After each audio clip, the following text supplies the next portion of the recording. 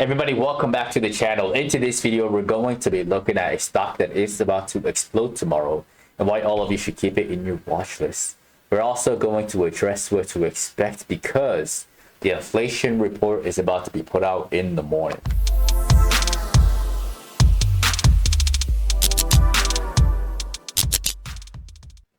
Y'all, let's dive into the charts right off the bat. We got the NASDAQ futures. And in the last video, which I released about 2 days ago, I told you guys that I believe the bottom was in. And I also warned you guys to watch the NASDAQ for a move all the way up to 18,800 the next day. And fortunately, the market took an extra 24 hours to get up here. All right, so if you've been subscribed to the channel, you shouldn't be surprised. Like it happens quite often, which is can be kind of annoying, especially with the timing, but a little patience goes a long way. Right now, everything is moving up. We have a double bottom at that line that traces all the way back from 2021. The market is up. There was news about the tariffs being paused for an extra 90 days, and the market likes it. Now, let's look at the 4 hour. And so far, this is how we're looking. I warned you guys about that we're going to get back up here in no time. And this is what we're doing right now. Let's check out the VIX real quick. And with the VIX, again, I drew this line. I told y'all it's gonna fade, and it is fading. It's already back down to 33.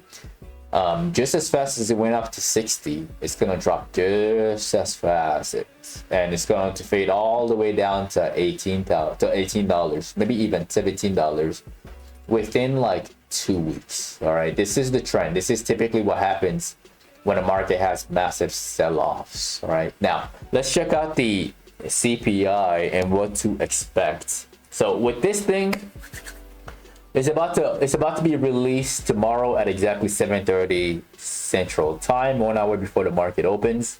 And this is how the CPI has been trending from the lows of 2.7. This is January's number at 3%, the recent peak.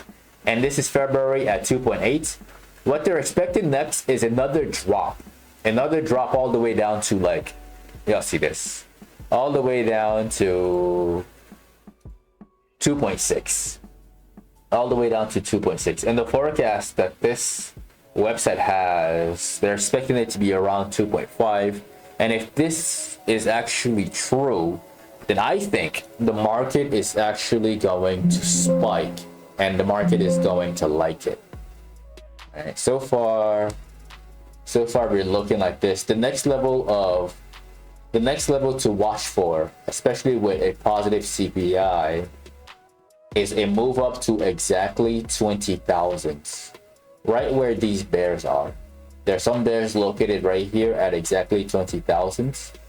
I do expect them to get taken care of. If for some reason we don't spike again overnight, all right, and let's say we just stay flat and we open flat, the worst case scenario is a retest of this level right here. From this point forward, like, most dips are going to be bought up.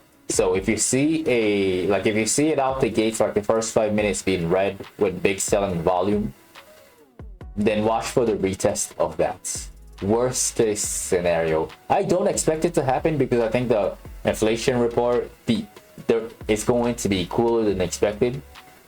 All right, but if it does, just watch for that level, and this will be a dip buying opportunity going into Friday. All right, now the stock to watch for tomorrow that I think is going to make a big move, that stock is Amazon.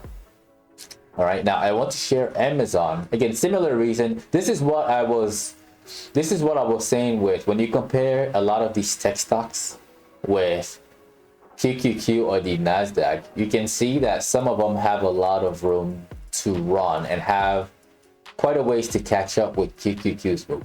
Like, let's do compare. Let's do study, add, and then compare with, and then we're gonna do NVX. Then I'm gonna change that to candle, apply, yes. All right, So this is exactly what I mean. Let's do 5 minute and then daily again. Perfect. Now I got some room up front. This is what I mean. This one, it kind of caught up. But when you look at for something like, let's say, CRM, which was yesterday's video, this is what I mean. There's a lot of room right here compared to the NASDAQ. So I do expect this one to continue to push higher, continue to go all the way up to 280-ish, all right? And with Amazon, I'm gonna remove this. Remove, study, yes, there you go.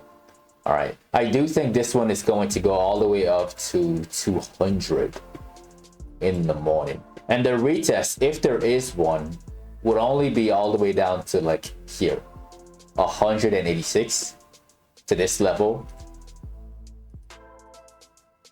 before rebounds once more. All right, so watch Amazon for tomorrow. Keep your eyes on it. All right, and going back to CRM, this one, same story. If there is a retest, watch for the test of 257 before we continue to bounce back up. Lots of room, people. Lots of room right here. It's going to take a sweet time. There's going to be multiple structures showing up as we move forward. All right, so look for bullish opportunities. If there are dips, keep in mind that they're going to get bought up. They're going to get bought up because the NASDAQ has bottomed. I said it before and I'm going to say it again. The NASDAQ has bottomed. I don't think we're going to go lower. All right, now the next stock to look at for today's video is going to be Apple. And Apple has a bullish engulfing candle. Quite strong, actually. You have a bullish engulfing candle with big volume that's almost twice as much, well, 1.5 times as much as yesterday's volume.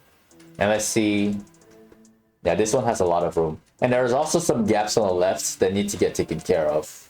So Apple was kind enough to leave these right here. All right, and also this big one all the way up to 221. So Apple, Amazon, definitely some stocks to keep in your watch list. Apple for this gap fill. Again, I'm gonna remind you guys, I don't know how fast they're going to get filled. So look for intraday structures on the way up. And if there are dips, don't worry. It's just an opportunity to make the calls cheaper going into the next day, which will be Friday. All right, now the next sector that we gotta look at are the banks. Let's look at Bank of America. Bank of America also had a big day. Lots of room to recover and also gaps to fill at exactly 40 bucks or $41. All right. I think it's going to make a run into earnings. And then after that, it's going to be a little tricky because this one has earnings on the 15th next week. Other banks are going to report earnings on Friday. So you want to be really, really cautious with the banks going into Friday.